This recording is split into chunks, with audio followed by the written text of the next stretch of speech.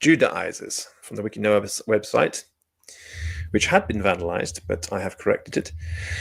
Judaizers are people who are not recognized as Jews by the scribes and Pharisees sitting in the seat of Moses, but who nevertheless decide to identify as Jews without the approval of the scribes and Pharisees who sit in the seat of Moses, because they do not believe in the message of salvation for Hasidei Umat HaOlam. That's what we're trying to do here, we're trying to promote the message of salvation for the Hasidei Umat HaOlam, which is a part of Judaism. So a Judaizer fundamentally will reject this idea in Judaism. It's quite ironic, isn't it? How can they call themselves Jews if they're rejecting this Messianic idea? What kind of Judaism are they promoting then? Rather than follow the halachic rules to conversion, they establish their own idiosyncratic system, usually starting with circumcision. In other words, they're not following Judaism, they are following their own version of Judaism. And they'll usually encourage everybody to get circumcised and keep all the laws as they describe them, because they will believe that that's the only way to salvation. So they'll reject Paul, for example, and any passages from the New Testament which don't fit with that view.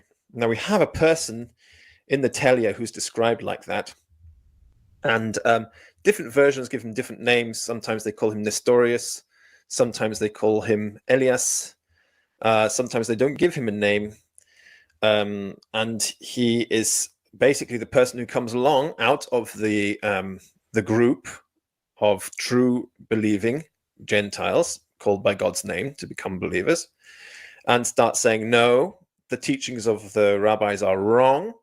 There is no salvation for Hasidei Umat HaOlam. The only way to be saved according to Jesus is to get circumcised and keep all the laws. And they give their interpretation like that. So they're not actually following Judaism for a start. They have their own version of Judaism. They are almost always ex-Messianists. That means people who used to believe that Jesus was the Messiah, either as Christians or Muslims or whatever. Ex-Messianists who have decided that any Ezrach is the son of God. Any Ezrach means an Ezrach is somebody who's born as a Jew with Jewish parents. They'll believe that any Ezrach is the son of God, and they've taken their teachers as lords besides Hashem and his Messiah. That's the fundamental sort of description of Judaizers. I don't think I've ever met a Judaizer who wasn't an ex-Messianist, or even if they were pretending not to be, it was pretty obvious that they used to be. So they're always going to be something like that. I don't think there are any people who are Judaizers from any other religion. They are only going to be from some kind of Messianic religion. I mean, you're not going to get somebody who used to be, say, for example, Shinto, deciding to make their own version of Judaism and convert to that, rather than say, okay, I'd like to convert to Judaism, I feel drawn to this religion, I like the way that it's taught, and actually studying genuine Judaism and converting to that. So such a person wouldn't be a Judaizer, they would be a proselyte. So there is a big difference between a proselyte and a Judaizer. Proselytes are people who convert to Judaism, and Judaizers are people who do not believe in the message of salvation for the Hasidei Umat HaOlam. So that's the big fundamental thing, the fundamental difference. Now, I've never met a Jew who doesn't know about this concept of salvation for the Hasidei Umat HaOlam. I have met fake Jews and people who used to be secular Jews coming to the idea that this is the case, and they don't know about these things. So it's the shibboleth, if you like, the key point that you need to be identify who is a Judaizer and who is not. The Judaizers are those who do not believe in the message of salvation for the Hasidei Umat HaOlam. That's the fundamental thing. Hence, Paul says about them, if you allow yourselves to get circumcised, then Christ will be of no use to you at all, because you've got you're going to be going down the wrong route. You're going down a non-halakhic route to conversion, and you are rejecting the message of salvation for the Hasdei Omet Halam. So now what have you got? You've got nothing. You neither have proper Judaism, neither do you have salvation as a non-Jew. You have nothing. It's a very bad transaction, very bad transaction indeed. So the other way you could read that passage is, of course, that, by the way, if you do want to get circumcised and as a Jew, become a Jew, convert to Judaism, still you have to understand, as somebody who believes, if you believe in Jesus as the Messiah, that there's no extra special benefit for you in doing that either. You don't get extra brownie points for getting circumcised and keeping all the laws, not at all. It's only for those people who are called for this. It's like a vocation. If you have the vocation, nothing is going to stop you from doing that, and you're not going to be penalized for that. It's because it's something which is going to be easy for you to do, and you can't help but do it. As for those of you who are not called to this vocation, who will not find keeping 613 laws and circumcision an easy thing to do, which they can't stop doing, they just automatically are going down that path of doing, then you're not going to get anything less by not doing that. You're getting the same reward, because salvation is equal for the Hasidei Omet Ha'olam and for the Jew alike, both of us inside of this two-tier system of Judaism, which the Judaizers do not believe in. They fundamentally do not believe in the concept of a two-tier system of Judaism. That's why they're called Judaizers. Okay, they are those who say they are Jews, but they are not. Okay. So this is a very Jewish point of view, of course, and that's the way you've got to understand it in order to see what Paul is saying and what the New Testament is all about. So I hope I've managed to explain that.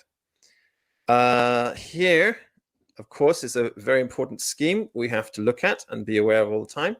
To remind ourselves, Judaism, I mean, this is the scheme of mankind, yes? So you've got, I've mentioned it before, you've got Ein Sof Or, and from Ein Sof Or, you've got Adam Kadmon, who touches the fallen mankind, which is Adam, the Nephilim, the Ishim, who have fallen.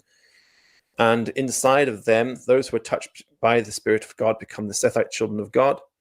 And there are also Kenite daughters of Adam, who are sort of good people, who are not inspired by God, but they're good people out of the fallen mankind.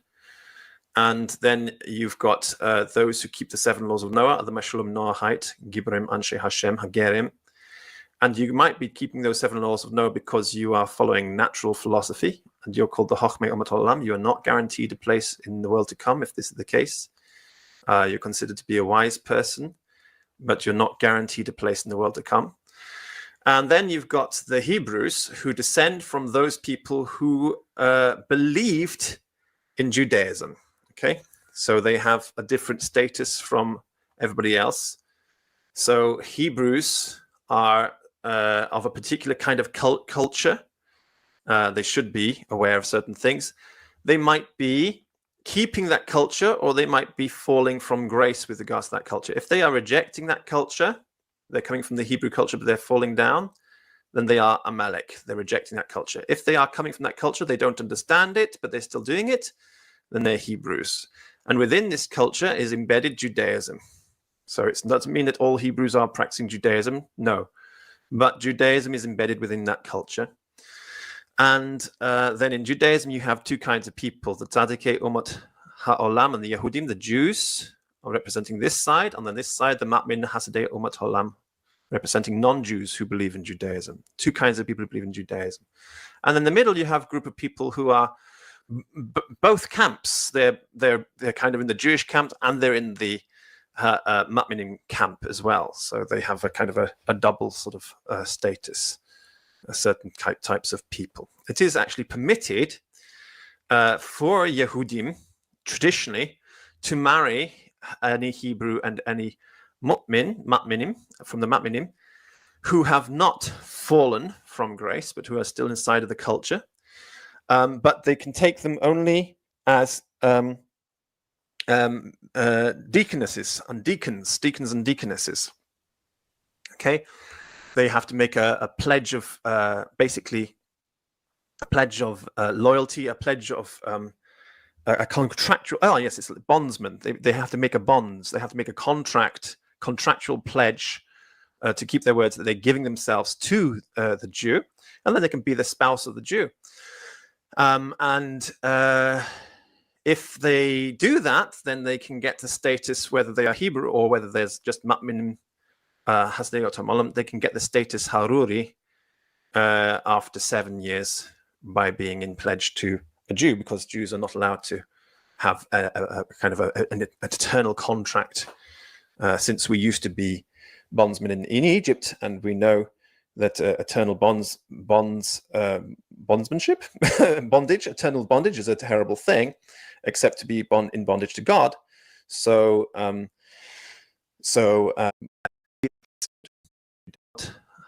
and the Yehudim, the Jews, are representing it, but they're still doing it.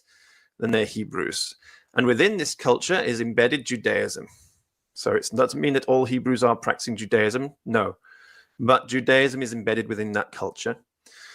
And then in Judaism, you have two kinds of people: the Tzadikei Umat Ha'olam and the Yehudim, the Jews, are representing this side, and then this side, the Ma'min Hasadei Umat Ha'olam, representing non-Jews who believe in Judaism. Two kinds of people who believe in Judaism. And in the middle, you have a group of people who are both camps. They're kind of in the Jewish camp, and they're in the Ma'minim camp as well. So they have a kind of a double sort of status, certain types of people. It is actually permitted for Yehudim, traditionally, to marry any Hebrew and any Ma'minim, from the Ma'minim, who have not fallen from grace, but who are still inside of the culture. But they can take them only as deaconesses and deacons and deaconesses. Okay, they have to make a pledge of basically a pledge of loyalty, a pledge of a contractual. Oh yes, it's bondsman. They have to make a bonds. They have to make a contractual pledge to keep their words that they're giving themselves to the Jew, and then they can be the spouse of the Jew. And if they do that, then they can get the status, whether they are Hebrew or whether there's just Ma'minim Hasdei Otam, they can get the status Haruri after 7 years by being in pledge to a Jew, because Jews are not allowed to have a kind of an eternal contract, since we used to be bondsmen in Egypt, and we know that eternal bondsmanship, eternal bondage is a terrible thing, except to be in bondage to God. So 7 years is the limit on that, and then you either stay as the Haruri, or you can go back to your old life if you don't like it. So it's kind of one of the only sort of get out of marriage sort of free cards, if you like. Whereas if you married somebody who's a Yehudim, then you're not going to be able to really get out of that relationship, except in the case of marital infidelity. So there's a lot of categories to be thinking about. It's really important to study this diagram and to ask all the questions and understand what it's all about, because this is the scheme which explains everything. It's a very, very sort of concise way of explaining everything you need to know about the worldview in Judaism. Okay, so I think I've explained that. I'll just see if there are any questions. Let's see, or greetings. I just have one, I think. Just a shalom from Ru. Shalom. Thank you for coming along watching that. I hope I have explained it. Let me just